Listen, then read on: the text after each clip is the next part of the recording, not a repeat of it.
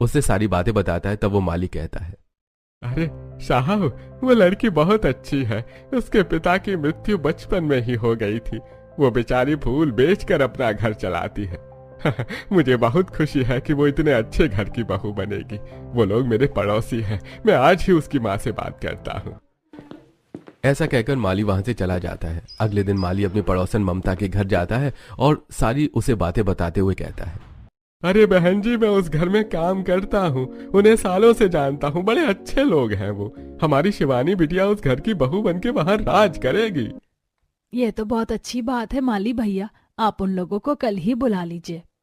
माली हाँ कहकर वहां से चला जाता है। अगले दिन माली जब उनके घर जाता है तो उन्हें सारी बात बताता है। अब वो लोग माली को लेकर शिवानी के घर के लिए निकल पड़ते हैं। थोड़ी ही देर में वो शिवानी के घर पहुंच जाते हैं। सभी लोग घर के अंदर आते हैं। शिवानी सबको बिठाती है। शिवानी का घर बहुत ही छोटा था। ये देखकर प्रियंका अपनी सास के कान में धीरे से कहती है, माँ जी, यहाँ पर हमें कितनी देर रुकना होगा? प्रियंका, अभी अभी तो हम आए हैं, बात तो करने दो। तब लता शिवानी की माँ से कहती है, बहन जी, मेरे बेटे को आपकी बेटी बहुत पसंद है और हम शिवानी के लिए उसका रिश्ता लेकर आए हैं। बहन जी, मेरी बेटी आप जैसे भले और अमीर लोगों के घर जाए, इससे ज्यादा खुशी मुझे और किस बात की हो सकती है।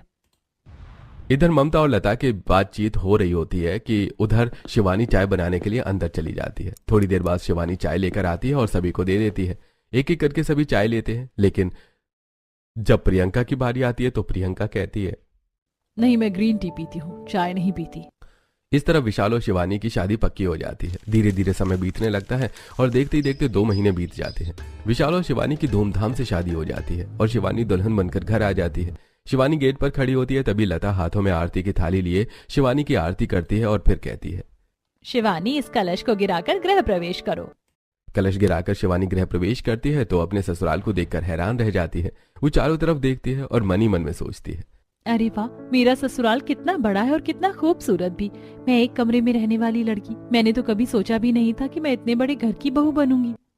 तभी लता कहती है, जाओ बहू, कमरे में जाकर आराम कर लो।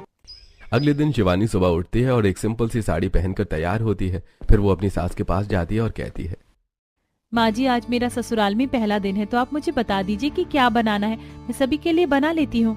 बेटा, वैसे तो हमारे घर पर नौकर चाकर ही खाना बनाते हैं, और आज तो तुम्हारा हमारे घर में पहला दिन है और हमारे लिए खास है, इसीलिए खाना घर में नहीं बल्कि रेस्टोरेंट में खाएंगे। तो फिर भी अगर तुम कुछ बनाना चाहती हो तो बना लो। शिवानी किचन में जाती है और सभी के लिए खीर बना लेती है। खीर बनाकर शिवानी सभी को खीर देती है और सभी लोग खीर खाते हैं।